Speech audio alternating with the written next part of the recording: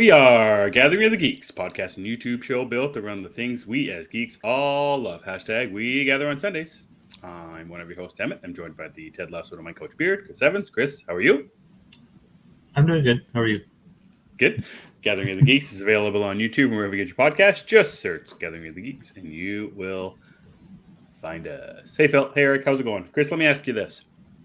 Is it true that all Americans have an American flag hanging outside their house? No. No, I don't. No, it's not. A lot do, though.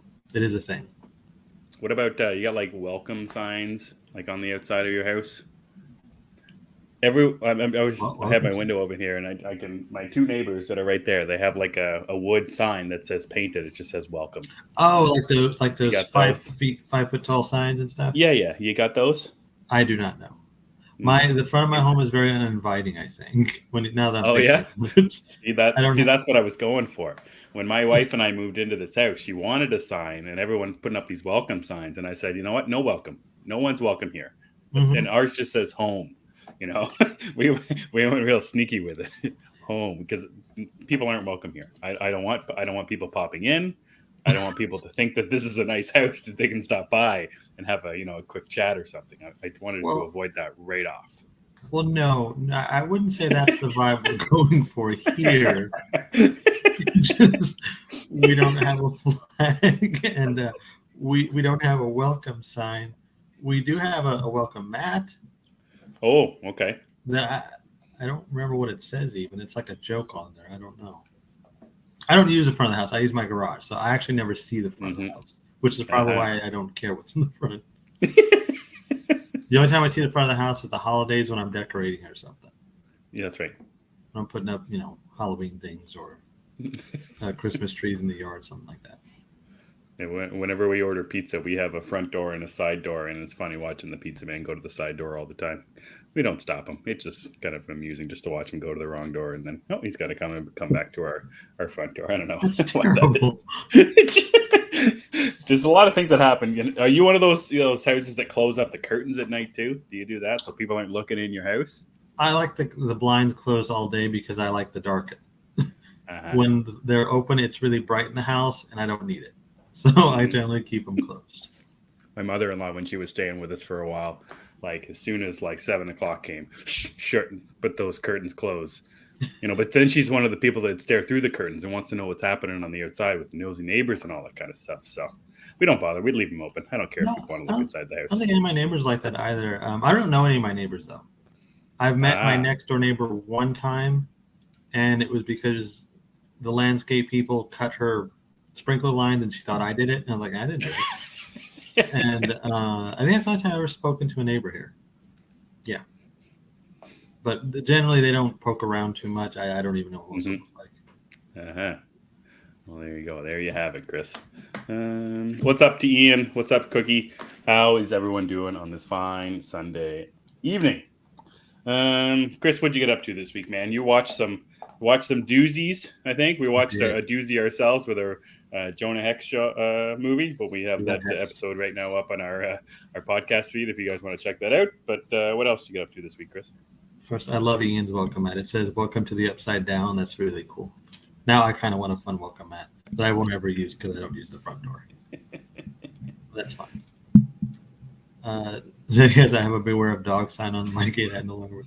So when we moved in the house, we didn't have a dog, but there was a beware of dog sign. We just left it there. And now that we have Phoebe, who is a Shih Tzu, it's just funny to leave that sign up. Because she's tiny, very friendly, wants love from everybody. But anyway, so yeah, I did have a big week with watches, and I read some stuff too, finally, which was fun. Just before the show, I finished the new Avengers #1 by Jed McKay, who I've been a huge fan of on his Moon Knight. I've been a huge fan of his Moon Knight run. I think it's been spectacular. And so I read his Avengers, which I gotta be honest, I wasn't the most excited to read his Avengers. And I think it's mostly because I can't really say there's a run of Avengers that I have kept up with and enjoyed.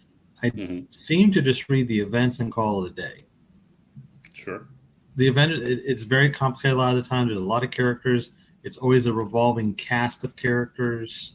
Whereas, like, if I'm reading Justice League, I know I at least have the Trinity. Everybody else is a bonus for me. Mm-hmm. But I did read Avengers #1. I thought it was fine. I like the art a lot. I think the overall like story that they present in it is really fun, and it's like a recruitment story. The basis of it is Captain Marvel is a new leader of the team, and she's going around recruiting the new members while they're fighting off some kind of looks like a big sentinel type creature. It's the main team too, like the Avengers. It's a different team. Oh yeah, it's the main Avengers, but it's a different team than we've seen before. Because I there must have been a new Avengers #1 a couple years ago. Maybe I'm not remembering correctly, but I wanted to read the Avengers too. But I wanted the TV or the movie characters, but they had like secondary ones, much like the Justice League does sometimes. I want to read about the Justice League, or in my case with this one, I wanted to read about the Avengers. So I think I didn't know this one was coming out, but now that it is out, I will check it out. But I do want to see, Captain America, and I think is it Sam or is it? It's Sam. It's Sam. So that's cool. But yeah, I want Sam, I want the main team. That's what I wanted. So that's good. It's a mix. You get Sam, Captain. I really like Captain Marvel is the lead. I think that's a cool thing to do. I really like Captain Marvel. So she's the lead. You have Iron Man, Sam, Thor, Vision, Scarlet Witch, and Black Panther. Yeah, that sounds pretty good to me. Yeah, it's a pretty cool lineup. The only difference, I guess, they switched out like Black Widow for Captain Marvel, and of course Sam is Cap instead of Steve. Sure. Yeah, so it's fun. The dialogue is a little much. Jed MacKay repeats a lot of stuff in the issue, which is odd. Like the exact lines, the characters repeat them, and there's a lot of like team speak, which is fine, except you don't always have to say Captain Marvel to Black Panther, Black Panther Cap. You don't need that. We can see it. Sure. It's just unnecessary dialogue on a page that's taking away from the really nice art, which is something he doesn't do in Moon Knight. So that kind of threw me off here too, because Moon Knight is not overly wordy. Are we going to say it doesn't feel like Jed MacKay's writing this book from what you know of him from Moon Knight then? The quirkiness is there and kind of the tone, but yeah, it's a little bit more wordy than he usually is. So I was kind of thrown by that, but not a bad book. Hey, Lauren. I also finally read the Batman One Bad Day Clayface book, which you told me about a while ago, and of course, I'll get to it. Add it to the list. This year's all about getting through the list, so I got through. Hey, there you go. And I read it, and man, that is. If you only read one of these One Bad Day stories, I would say Clayface might be the one to read. Not that it's my favorite of them, right? But it's just really good, and it really shows the concept of the One Bad Day, I think. Yeah. And plus, it's a villain we don't normally see a lot of. Clayface is always kind of like that. Oh, it's the shit monster in the corner. Nobody cares. But seeing him here, he's really he's a character, and Batman is hardly in the book, so I really enjoyed that. Yeah, that was one. I think it's my favorite issue. I just got actually my physical copy this past week. I got that, and I got the Mr. Freeze one, and I think I got the Penguin one too. I can't remember. But I'm going to reread that one in the Riddler one, because those that I can think of are my favorites. But I'm wondering now which one is my favorite out of the two of them. But yeah, the Clayface one was really, really good. And you and I had talked about this, and it's been talked about. Clayface in being adapted to the movies and on film and on screen, and how you would do it. And you mentioned this this would be the way to do it. Because having a big, 10-foot tall poop monster doesn't make a lot of sense, but having the more, the actor, the more human side of things, the imposter syndrome side of things, that's where I think it would really, really work. And specifically if Reeves in the Reeves verse rather, or even in the DCU, I think it would work too. But the smaller aspects of Clayface rather than the big, Yeah, Poop Monster. Nothing wrong with the Poop Monster, of course. I kind of like the Poop Monster. Yeah, nothing wrong with that. I like how this uses both. Sure. You get kind of just the man and the big monster. You know what Clayface always reminds me of? You ever seen Dogma? Mm-hmm. Remember the shit demon? That Poop Monster? I think that's what Clayface would look like if you were to try to put him on screen. Mm-hmm. And I'm okay with that. Sure. I had an action figure of that for the longest time. It was like my favorite thing I owned. Yeah. I don't know where he is these days. Mm-hmm. He's probably terrorizing somebody. But yeah, Clayface was great. And then I also read the Batman Brave and the Bold #1. I think it's called Batman Brave and the Bold. But either way, it's an anthology book. Mm-hmm. I don't love the book itself, but there's good stories in it. I think the Batman Joker one is top notch. Very creepy stuff with the Joker. The art is gorgeous. Yep. I didn't care for the Stormwatch story in there. I don't care. I did like the Superman story, and there's a story by Dan Mora, which was really neat. It's black and white though, and because of that, it was hard for me to understand what was going on, but still very cool. That's all the time I want to spend on that one. What I really wanted to mention was Ghost Lore. Now, you and I were aware of this book before. Of course, what caught my eye were all the variant covers, like months ago. Oh, yeah? Yeah, I saw a bunch of variants like, I need one of these. I didn't even know what the book was, but as usual. So I finally read that earlier today, and I'm kind of impressed with it. So the opening reminds me a lot of Midnight Mass, which I love Midnight Mass. I think they even modeled the church to look like it. Oh, yeah. It's interesting. Yeah, it's like a church in the middle of the woods. It has the ramp. It looks exactly like the Midnight Mass church. Right.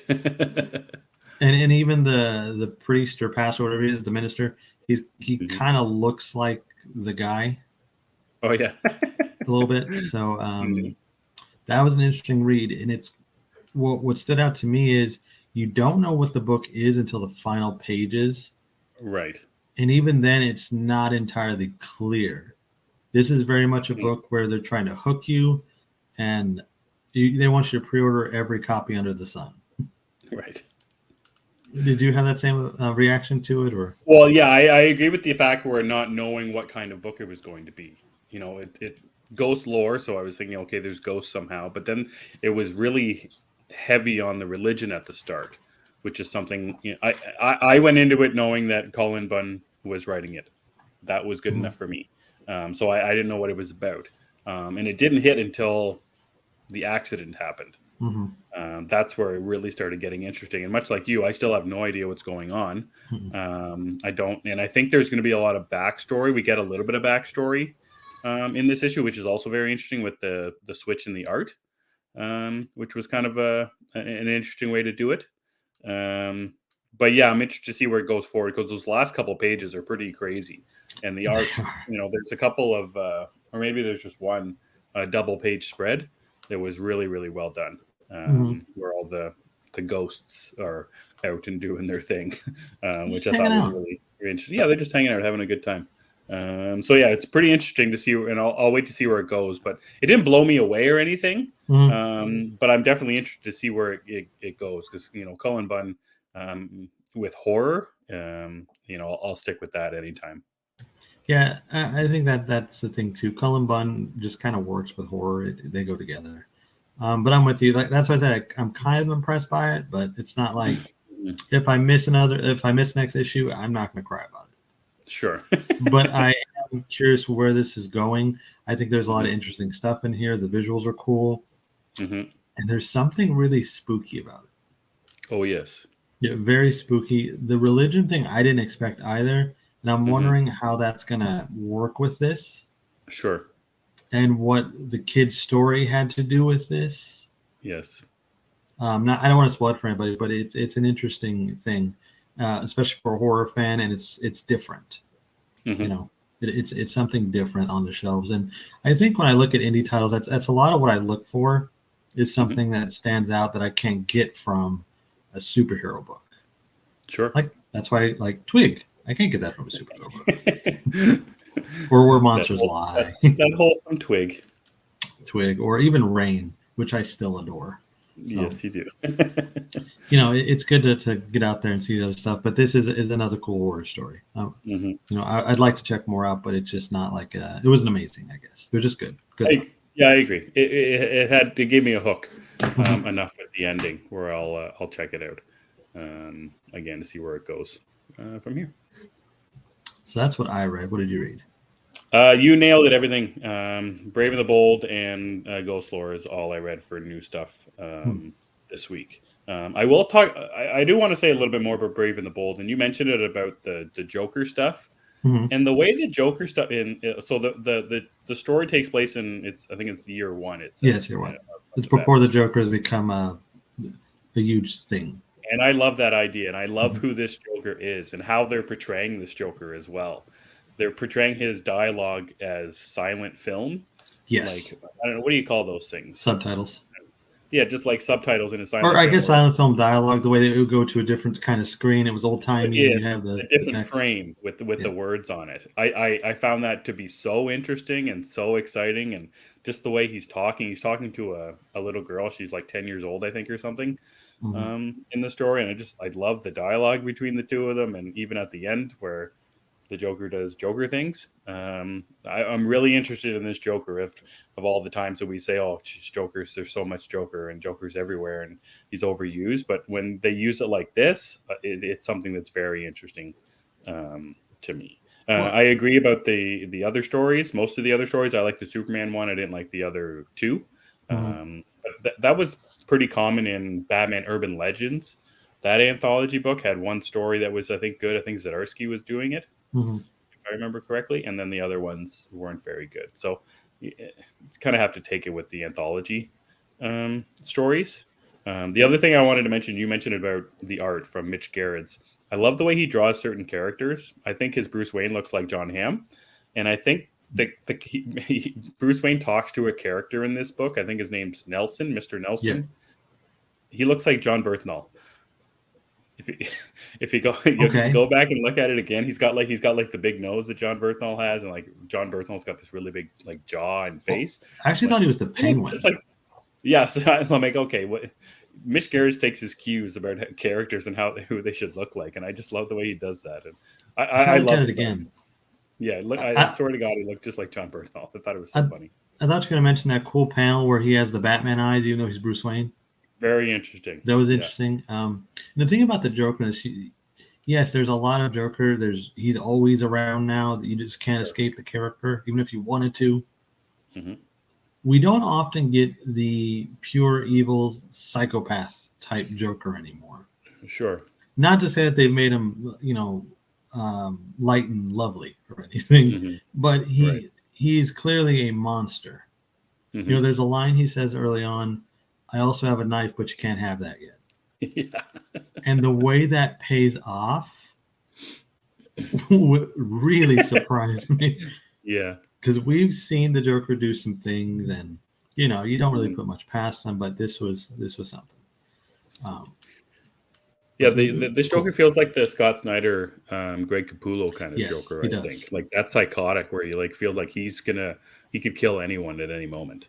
I wasn't expecting him to kill the kid in this issue, but I still wasn't expecting what happened by the end of the issue. I still wasn't sure where the story was going because there's 3 different storylines in this. I don't know what it is, 10 pages or something like that. Yeah. Maybe a little bit more. So I'm really interested to see where they go for it, and it's going to be funny that if I'd buy this just for the Tom King story. I'm going to. I'm not sure. Yeah, exactly. So, Tom King's Joker is really like if you read Jokes and Riddles, his Joker is pretty cool.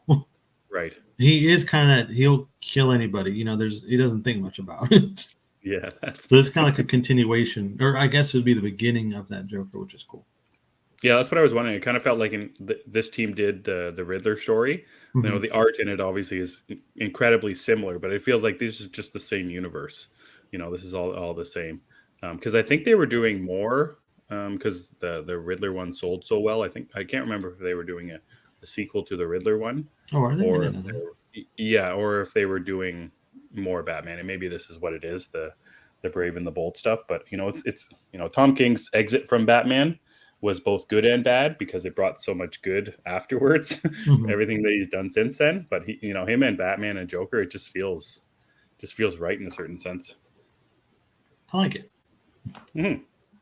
So yeah, I read the same things as you. So that's it. I just got a big delivery this past week, so I have a whole bunch of old books. So I'm hoping to get caught up on some old ones. I love reading old comics that I've read before. So and first time in physical rather than on digital. So they do look prettier in physical most of the time. Yeah, sometimes. All right. So what'd you watch? Before I get to my watches, I want to read Ian's comment. He watched two great movies recently. Sisu, am I pronouncing that correct? I've seen a lot of people talk about that movie. I don't know what it is. And Polite Society, that I do know what it is. I've been wanting to watch that too. It's not in a lot of theaters here though. And I would think after this weekend with Fast 10 and Guardians fighting for spots, I doubt I'll get to see it. But it's on my list. The other one, I'm not sure what it is, but I may check it out at some point. Sisu, isn't that the name of that fighting game? Martial arts game? Oh, Sifu. Yeah, Sifu. For a second, I thought Sisu was the name of the Phil Collins song. Studio? Yeah, I was thinking that. I like that song. I was like, oh, maybe that's what. No, that's not the same thing. Susio. Yeah. Eric says that King's Joke was fun to read in his Batman run. Can never have enough of King's version of Batman. I think I agree with that. Fast 10 part 1.5 is really what it is. As far as my watches, so like we said, it's the year of cutting down the list. And I've been going through some things I haven't watched before. But before I get to that one, I watched the usuals. I watched Ted Lasso, of course, which is always good. And Citadel, which I tweeted this last night, I'm enjoying it. But you know how some shows feel like they're just dragging on a single plot line as long as possible? Sure.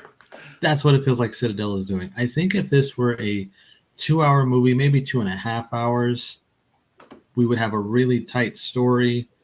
Not a lot of room for whatever. The plot wouldn't be all over the place, and you get some solid performances out of these actors, plus some cool action. As it is now, 10 or 12 episodes? 6. Oh, okay. It's only 6 episodes, but it's just a lot, and I feel like it could have been made smaller. And with this next week being the finale, I'm curious how it's going to wrap up. But I've been enjoying it. So I watched that, and new James Bond or new Bruce Wayne? Both. I think Richard Madden can do both. Yeah. He'll probably, I would imagine Batman is first. That's what I would think, and then he can do Bond. But either way, I'm on the train for Richard Madden to do whatever he wants. Yep. He's cool. So we didn't have the show this last Sunday, so I don't think we talked about it. I finally got to see Evil Dead Rise. Me too. Oh, did you? Yeah. So you didn't like the trailer. It bothered you. What did you think? I did not like the trailer. I couldn't watch the trailer. I only got to a certain point with that mother in the friggin' kitchen with the eggs, and I said, "That's it. I can't watch it anymore. This is too scary." So how did you handle the movie? Well, and that's the thing. I was expected to be scared out of my mind, and what I got was gore rather than scares, which is totally fine. I had a great time with it, but it wasn't scary. It was just gory, overtly and sometimes laughable how gory it was. So that was something I was not expecting when I watched the movie. But you can tell me how you liked it too, and then we can keep going. I was going to bring it up too. So. Oh, okay, cool. Sorry. Yeah. Yeah, it is gory. I'm just going to leave this on, by the way. It is. It's gorier than I was expecting, but. For me, it didn't feel like an Evil Dead movie. Oh, God, no. Not at all. Yeah, I liked it, but this was not Evil Dead. Because, when you talk about like a reboot and a sequel to it, I think Scream is probably the perfect example. Or even Halloween. They took the initial concept, updated it, and slightly changed the settings. In the case of Scream, the latest one, they threw it in New York, and it worked flawlessly. It still felt like Scream. You really changed a lot of stuff. With this, they moved it into an apartment building. They actually made the character sympathetic, which I was not expecting. And it kind of made it less fun in a way when you're not rooting for everyone to die. Sure. You know, it was a little strange. I liked it though, but it's not going to be one of my favorite Evil Dead films. Yeah, the biggest issue. Yeah, sorry. No, the biggest issue I have with it is how in high regard I hold the Evil Dead reboot from 2013, I think, which I often try to prepare myself before I go to read or watch something, knowing that something came before it that I really, really love. But Evil Dead, and it changes a lot from the Sam Raimi, Bruce Campbell stuff, but it still felt like Evil Dead. Obviously, it's the same setting. It helped a lot. But I just Evil Dead's in my top 5 horror movies of all time. In saying that about Evil Dead Rises, and it doesn't feel like that, and the setting doesn't help, the characters don't help either. But the way it was shot, it wasn't shot like an Evil Dead movie either. Like it had one cool shot in, I think, the peephole kind of scene where you can see things going by the peephole. I thought that was a lot of fun.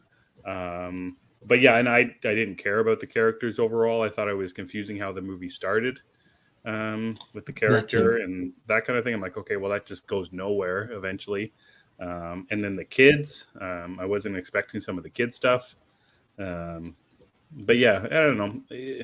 It was okay. Me and my daughter watched it, and she had a great time with it. Again, I had a good time with it, but it was almost wasn't what I was expecting from an Evil Dead movie. Because I was expecting it, like Ian was saying here, I was expecting more scary. I was expected to be scared. But when the gore started happening, it just felt, I don't know, like it was a joke, more or less. I wonder if it's because, I don't want to blame the children, but I wonder if it's because they had kids. Blame the children. I'm just saying, I wonder if that's why it felt the way it did.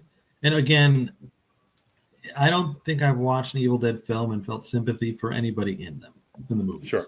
I mean, of course, yeah, they're humans. You don't want to see anything. But it's Evil Dead. You know what's coming. And you're kind of wondering, well, how is this one going to die? Or what's going to... In this one, I'm like, well, I hope they don't kill this one, or maybe they will. And then by the end of the film, it's a bloodbath. Literally a bloodbath.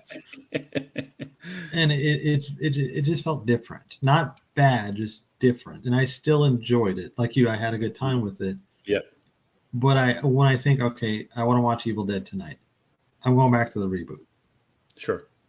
That's kind of where I'm at with it. And I did like... Yeah.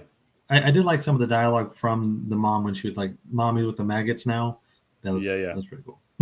Yeah, it's funny you mentioned about the blood and all that kind of stuff. How they really tried to up it. What I think it's like 44 gallons of blood or something, 44,000 gallons of blood that they used. And the scene or one of the iconic moments from the Evil Dead reboot is the chainsaw scene.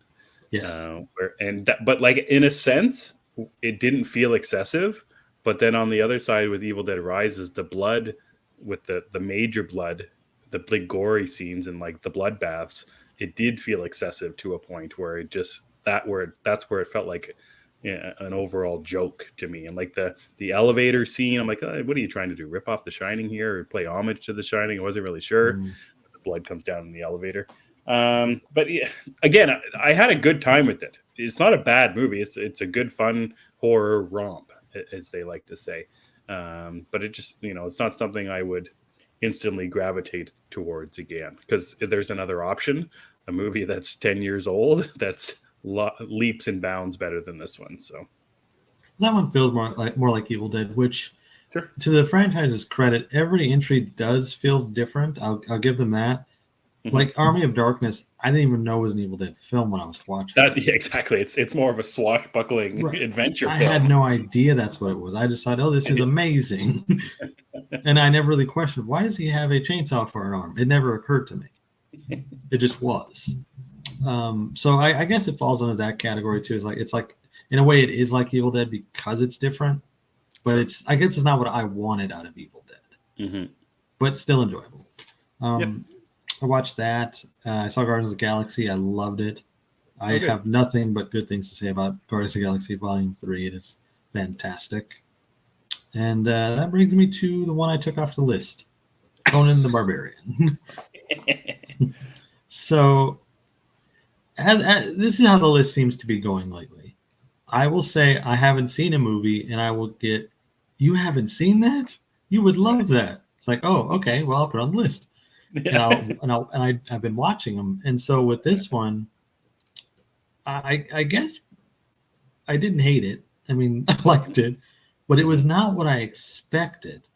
I'd always heard it was like this really huge action movie, a lot of sword fighting, blood, things like that. And while there is that, there's also these really awkward portions where it's just a score thundering and people Thundering is correct. staring at each other. Like in the opening, when the kid version of Conan's village gets attacked, there's this long, I don't know what you even call it, this long sequence where these riders come, take off their helmets, look at him and his mother, and I don't know, discuss what they're doing. And then James Earl Jones shows up, who I didn't know was in the movie till I read the credits. Yeah. Was not aware. So he takes out, I was like, that's James Earl Jones. He's got like this weird mullet looking wig on. Weird hair, yes. Yeah, and he's just like staring, and it was weird. It was weird. And I don't know, it had some cool stuff. It had like a lot of weird stuff, like just Arnold sounds. For 2 hours. And Arnold sounds are that's basically Arnold sounds. We got you. Yeah, you got me. You get me. It's just Arnold sounds because he's pretty quiet in this movie. And it just wasn't. It's like an adventure film, but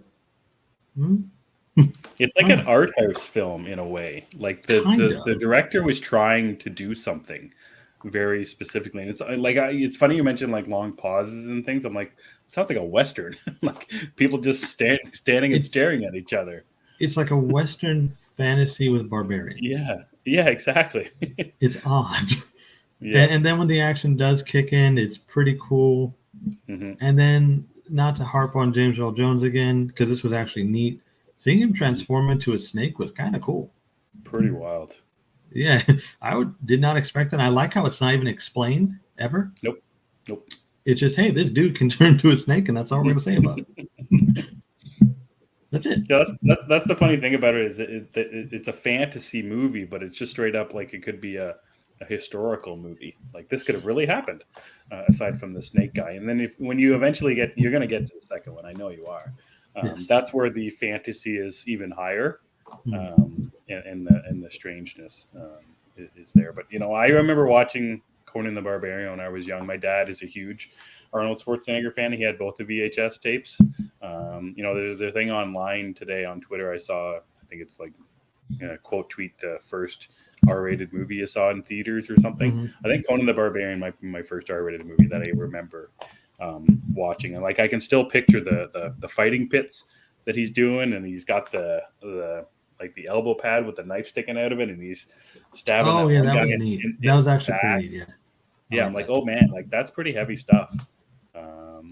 And then like the revenge saga about it, I still enjoy. But yeah, it's funny to think about it now, and I didn't think about it at the time about the long pauses and the thunderous musical score. But it's like an art house movie. It's not an action movie because like there's not huge big action battles. Like even the climax where Arnold does his he gets revenge by the end of it. Like that movie played out like so much longer than it could or should have been. It could have been, at the top of a castle doing, a big sword fight or whatever. But no, it was two people talking, and mostly one person talking. And one person staring with bug eyes. So very interesting. And I remember watching it as a kid that I was allowed to watch it, considering all the violence and the huge orgy scene that's in the movie. I'd heard about that before too, and it wasn't as extreme as I'd heard it was. No, there's no close-ups, but it's just like there had to be 200 extras on that set that day. It was something like they pulled it off. That was something. And then like there were snakes going around, and that was weird to me too. A lot of snakes in this movie. I'm tired of these snakes on this movie. Yeah. That's good. I'm glad you're watching. I want you to watch The Destroyer now. just for shits and giggles. It's got Wilt Chamberlain in it, so take that for what it's worth. He's like his henchman, or he's the one, that annoying character. Chris and I were talking about this. Is a really super annoying character in it, the female lead. Wilt Chamberlain is her like bodyguard or whatever, and her and Wilt and Arnold are off to do a quest together. I didn't know he was in it. That's sign of the time. They had to get somebody. He's like, and Arnold Schwarzenegger is not a tall guy, but he's like a really big guy. Yeah, he's like an action figure. Fucking humongous. So it's funny. I'll check it out. Yeah, I will get to it. I gotta watch that and Red Sonja, from what I understand. What's that? Red Sonja. Oh yeah. Yeah, I guess that's like his buddy or something. I don't know. Yeah, that's right. So that was my watches. That's good. So we already talked about one of my watches, Evil Dead Rises. The other thing that I've been watching lately, and I was talking to Chris about this, is, I've been looking for something just to put on. For the last little while, if I wasn't watching one of my usual shows, I just want something to watch but not watch. For a while, it's just been the Food Network. I watch that, and cooking shows. It usually gets me through a night, but then I wanted something else. So then I decided on Young Sheldon. Chris, you and I talked about watching Big Bang Theory. We're both big fans of that. So I think I'm 3/4 of the way through season 2. And it's funny because I can picture myself laughing a lot when I watch the Big Bang Theory. I don't laugh as much when I watch Young Sheldon, but there's something about it that I like more than Big Bang Theory. And I think it might be the family dynamic of it, and actually the characters too. Like I'm thinking about the 4 guys in Big Bang Theory, and there's no core 4, like there kind of is with the family, but the cast is a little bit, from the jump right off the start, is a little bit bigger than the Big Bang Theory was, and more likable too. Older characters. That's interesting. Like what's her name? I can't remember her first name now. Her last name's Potts. She was Annie? in Ghostbusters. Yeah, Annie Potts. She's in it. She's great as Sheldon's mom. That's cool. I know she plays her mother. Or not Sheldon's mom. Sheldon's grandma. Okay. Sorry. Yeah, she plays Mima. Wallace Shawn is in it as Sheldon's grandma's boyfriend. He's amazing in it. Like, and we talked about this when we were talking with Cookie about The Princess Bride, of one of those things where you can automatically picture him from. And I think it's going to be from Princess Bride now. But he's actually very enjoyable in Young Sheldon. Very subtle with his humor and that kind of thing. He's very fun. And Missy, Sheldon's sister, his twin sister, is probably my favorite character in the entire show. I love her smartass nature that she has. Anyways, Young Sheldon's a great time. It's a beautiful half-hour show you can put on. It's also, I've been watching it with my son. It's been on while my son's around, and I'm picturing myself watching Big Bang Theory, which is fine, but there's more sexual jokes in Big Bang Theory because of the relationships. It's actually pretty adult. I've noticed that too. Of course, I'm always rewatching it because it's in my background. But I'm in the season where Leonard and Priya are together, and there's a lot of stuff in there. Yeah. So there is tiny bits of that. Obviously Georgie, Sheldon's brother, is a teenager, and even Mima and Wallace Shawn are talking about it sometimes. But it's not. I don't know what the word is, perverted, like, because obviously they're 4 young guys, hanging out, that kind of thing. So that the humor is a little more family friendly, and then there's family, more family. It is about a family, and there's young kids in the family. But I'm having a great time with Young Sheldon. It's 5 seasons, I think, or you said it was still on. I think so, yeah. I think which I was quite surprised by. I just watched the episode now where the Big Bang Theory crew, like Leonard and Raj and Howard as kids, make an appearance. Oh, that's cool. I didn't know that happened. In the show. Yeah, they don't meet, obviously, but you see what they're doing at a certain point in time. So that was kind of funny. Howard's playing video games and getting yelled at by his mother, of course. So that's very funny. Yeah, I wanted to check it out too, and I think I might. And I guess on HBO Max, it's they're 20-minute episodes. 25 minutes, 23 minutes, I think. Yeah, it's a pretty quick watch. Ian says he's stuck with Barry Manitou most of the second season, but I can't do it. The character Sally is just too annoying. We'll get to Barry in a second. Cool. So is Young Sheldon somebody going to continue watching? Oh yeah, I'm gonna watch every single episode and get caught Okay. up on it. It's gonna be I'm like very much looking forward to it because I scroll through those stupid Facebook videos where you just get clips and clips of Mhm. shows, and that's how I really got on to watching on Sheldon because I was watching some clips. I'm like, oh, all right, this is funny. I should give it a watch. So, and I've seen some stuff from must be newer seasons because Sheldon looks like he's about the same age as Jim Parsons was when he started the Big Bang Theory. Mhm. So I'm wondering how the connection is going to go. But there's been some funny things in there that I want to get to. I'd imagine the show ends when he goes off to college. To, I don't to know because I can't remember from the show when he went to college how old he was. I think he said he was 14 or 15. Okay, so yeah, it must be around that time because he's 10 in it now and he's going to high school. It's funny they talked like the subtle references to Big Bang Theory is fun. Like he talks about going to Caltech, talked about winning the Nobel Prize. Hmm. We find out how he started saying Bazinga, Oh, really? that kind of thing. Yeah. So, but and he knocked on his sister's door in a couple episodes ago, but he only did it twice. So I'm wondering when the third one, why the third one's introduced, and all that kind of stuff. So that's kind of fun. There was that explanation of the why, but it came later. I don't Hmm. remember if it was explained on the show or through interviews, but there's a reason he does it 3 times. Right. Or no, it was in the show. Yes, it was. I remember. Mm-hmm. So I don't know if you've seen that episode. I probably have. I watched them all recently, but that's the best thing about these 30-minute episodes and not too serious of TV. You can do lots of different things while Yeah, those they're great, episodes are excellent background noise. Sitcoms are made for background noise. exactly. Well, that's cool. Yeah, I'm going to check it out too because I'm curious. And with you liking it, and I know you're a big fan of Big Bang Theory too, I'll give it a shot. Yep. So Ian mentioned Barry. You're all caught up. I'm starting to catch up now. Okay.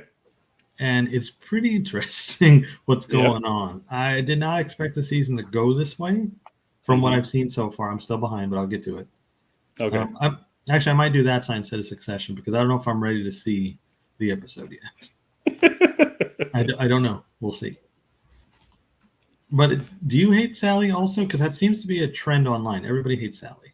Well, I think the understanding is like she is annoying. Mhm. She's but like in the age of unlikable characters on TV, this show has plenty of those too. They do. And in this season, or even in the last season, when Barry was shown with his anger towards Sally when he chokes her and yells at her, and like you're not supposed to like Barry. Like he's a murderer. He murders people and he does horrible things to people. And that happened a lot in the last season. And this season specifically, there's more of that stuff. Just the stuff that he and Fuchs are doing when they're in jail. And then it's a darker Barry. Yeah, for sure. And then when you get to the last two episodes, which are quite different, even from that quite different start to this season, he's still doing bad things, and Sally's still doing bad things. So there's a lot of bad people. Even as fun as NoHo Hank is, he's still a bad person. But the understanding of Sally not being like likable, I think so. Like she's a very neurotic, and I don't know what she is. She has no self-esteem. She has no acting ability in some sense. She has like her decision making is not very strong. But that can be said for a lot of the characters in this show too. I don't know. A lot of characters in TV in general. I mean, that's what makes good TV. Yeah, sure. I mean, Succession is built on a series of decisions that, whether they're good or bad, they affect what these characters do. Sure. Yeah, it's interesting. I've been loving this season so far, but the last two episodes where everything completely changes haven't. It's just a little bit too different for me actually, where I'm not enjoying it as much because of those early couple episodes I thought were outstanding with Barry in jail. Yeah, so we'll see how it goes. Ian says no one is likable in the show. Even unlikable characters can be very watchable, like in Succession. However, the characters in Barry aren't likable for me. That's fair. I get that. I think Fuchs is very likable. Really? I think NoHo Hank is likable too. Yeah, not they're likable unlikables. Like I like both of those characters. I think they're very well. NoHo Hank and Fuchs I like, and what's his name? Cristobal. Yeah, Cristobal. Yeah, Cristobal and Gene and Mr. Cousineau. I think he's likably unlikable. Sure. I think it's just the two. I think it's the two leads that are difficult for me and even with the big changes for the newest episodes, that's where I'm just finding it a little hard to, find some common ground with them or find them likable. I get that. Yeah, that's fair. It's interesting how a lot of shows now do have these unlikable characters. Like Succession, there is no one likable on that show. Maybe Frank, depending what episode we see him in, and that's a stretch. It's true though that none of them are. In every episode where you think, oh, maybe they're not that bad, they do something either in the next episode or 10 minutes later that prove no, they are a horrible person. Like Greg. Chris, do you want to talk about the newest episode, Chris? No, I do not. Okay. No, sir. What I will say about what's interesting about this latest episode that you find, I want to say it makes you uncomfortable. Something about it does. Upsetting. Is our conversation that we had a couple weeks ago about Succession and the secondhand embarrassment with it, and the feelings you get from watching the show, from other people's embarrassment, from other people's sadness, from other people's anger, how it makes you feel that kind of way too. There isn't a show that has been like this for me, where I was thinking about when we were watching The Last of Us, how it's going to be hard to rewatch the show because horrible things happen to good people in some senses, but in this show it's just people talking. And that, in a sense, it's the way people talk to each other that make it so uncomfortable that for you, it's making you uncomfortable to even talk about. And then it's making you just, decide and waver whether or not you're going to watch the newest episode tonight. But it's interesting because it's such a good show. Tonight, I mean, they're putting him, it's the funeral. I don't know. I still miss Logan. Bed, Chris. They're putting your boy to bed. They're putting my sweet angel to bed. I'm not into it. I miss him. Zeddy says, it is likable, Sasha and I's relationship. I believe Zeddy's purpose for this evening has been simply to troll you. Okay, so there was a comment. Do you want me to mention this now? What? There was a comment he made earlier. Oh shoot! And I had a good joke about it. Damn it. Uh-oh. Okay, well, you look for that. Yeah, where the hell is it? Succession is peak television. Oh, here it is. Oh, what you got? It's this one here. Emmett, I can't wait to see my girlfriend on the big screen tomorrow night. And I was going to say, yeah, the only place you'll ever see her, Zeddy. All right, sorry. All right, let's go back to this. What I like is how Emmett harbored that for the last 20 minutes. He just let it fester. I didn't want to bring it up, Chris. You made me talk about it. It's okay. Ian says it's peak television. Writing and acting is next level. I agree. Cookie said it's going to be a heavy episode tonight. I'm not ready. Yeah, they're my sweet angel. Come on now. Ian says I'm enjoying Silo. I want to watch that too. I was going to watch that the other night, but I ended up watching. I think I watched Citadel instead. I don't remember. But I'll get to Silo. I will get to it. Cool. What else? I don't know if I watched anything else this week. I can't recall if I did or not. Shoot. Have you watched Big Door Prize yet? No, I'm waiting for. I don't know what I'm waiting for because there was something I wanted to watch, a longer something or other. No, I can't remember what it was. Are you calling it blasphemy? You just chose chaos, embarrassing me like that. Uh-oh. Jesus H. Christ. Uh-oh. Mm-hmm. Yeah, so I finished playing. Yeah. Oh, where is it? There we go. Yeah, I finished the story of Jedi Survivor, so I've been taking away at that. Great game, great story. When you talk about this, would you say this story is like one of the better Star Wars stories? Because I thought the story of like Knights of the Old Republic is one of the best Star Wars stories, period. I really, really love that story.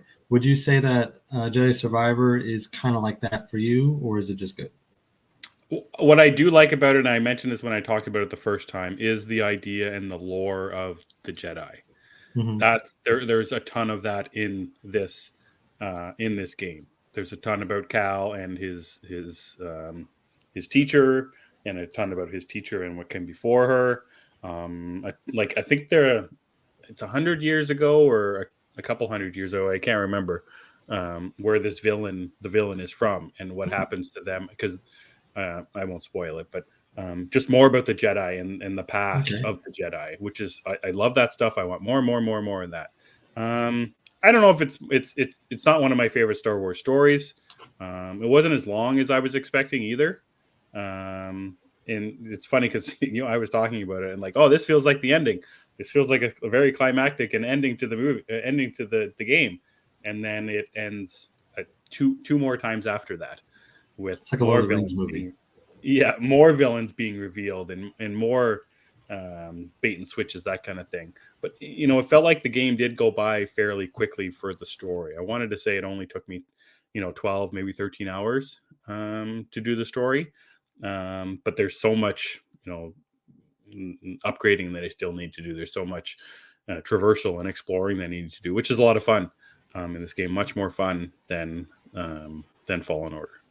That's cool. So that's been taking up most of my time, where I haven't got to watch more things, but I'm done that now. And like I said, we've only got 2 episodes of Succession left, 2 episodes of Barry, and then I don't know if there'll be another show that I'll be really keen on watching after that. For me, like an HBO show. I think that's it for a while. Yeah. Yeah, I know that after that last one's got a couple more, right? Ted has 2 more episodes. Yeah. Yeah, once Ted is done, like everything's kind of ending at the same time. I think it's 1 week where everything ends.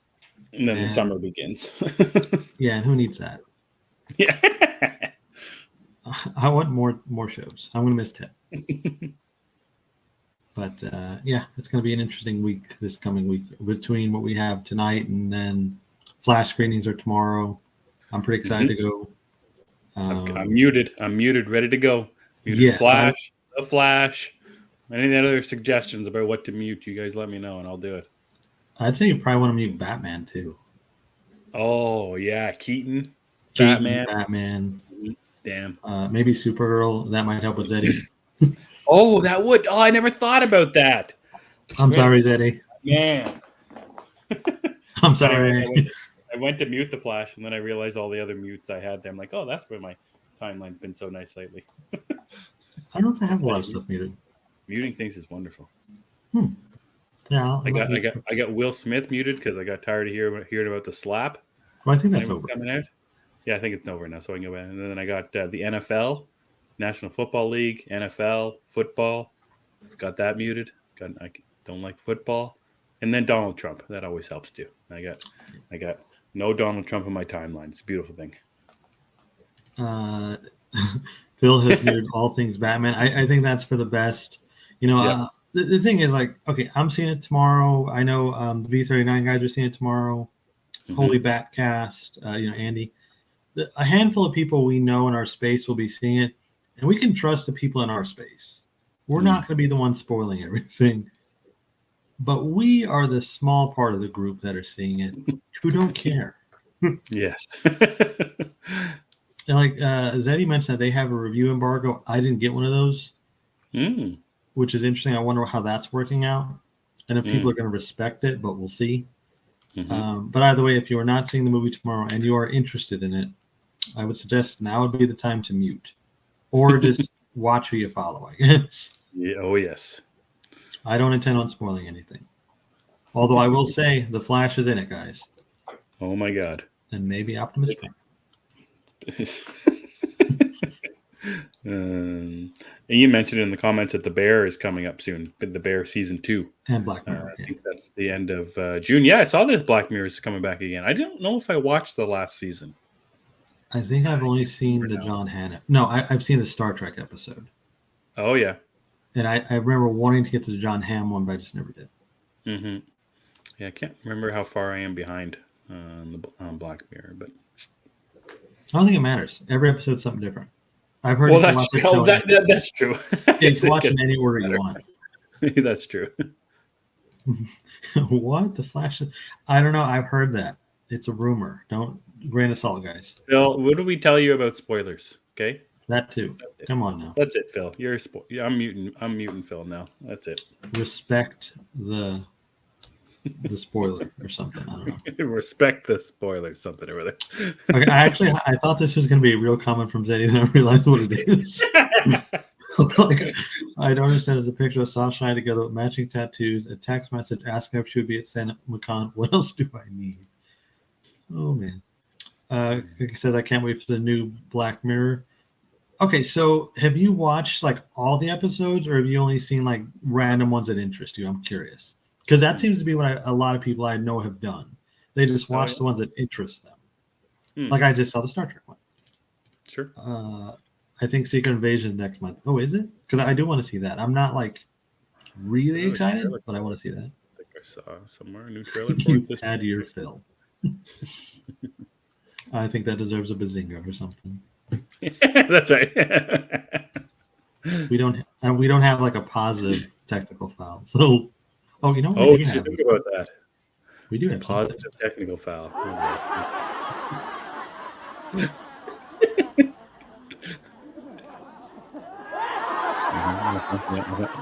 It'll go off when it's done.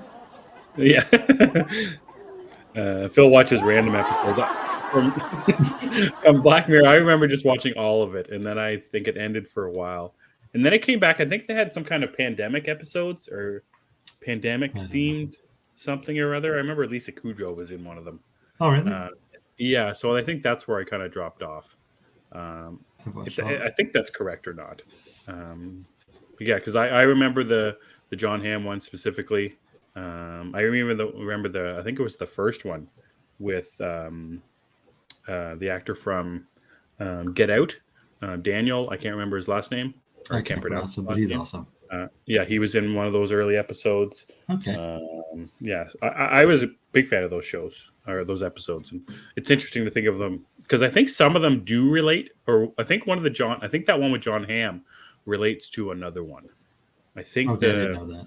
The technology in that episode relates to another episode, or there's one that does, and I can't remember what it is specifically. But well, Enos watched all of them. You can't skip because there are always one or two standouts. Mm-hmm. Cookies also watched all of them, and she rewatches her favorites. Most of the episodes I enjoy, even if I didn't think I would. So then maybe I should start from the start and just go through them. It's like Twilight Zone, right? Like a modern Twilight Zone. That's better than the actual modern Twilight Zone. Yeah. Well, yeah. Instead of like, there's a lot of technological based horror. Our scary future, that kind of thing, and then very satirical, of course, as well. Some Black Mirror episodes are comfort TV for me. I love that they're mostly self-contained episodes. So that's it. That's an interesting comment because I thought that Black Mirror is always like something dark and terrible. I don't find anything comforting about it. I'm kind of curious. Where the guy is supposed to have sex with a pig. Nothing comforting about that. Maybe if you're the guy. I don't know. I mean, I find Interview with the Vampire comforting. That's just me. Well, I like that one with John Hamm where he's got like the guys in prison, I think, is that what it is? And he can speed up like a couple of seconds for John Hamm is like 10 years or 5 years or something for the guy in prison, and he uses it in a way to get information out of him. Yeah, and so it's explain, Ian, if you can. I'd love to understand what that comfort TV is, because I just got talking about young Sheldon. That's comforting.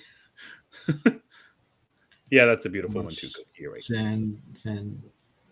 Juniper. Is that the animated one? The animated one? No. Okay. I will add that to my list and we'll watch it. Mm-hmm.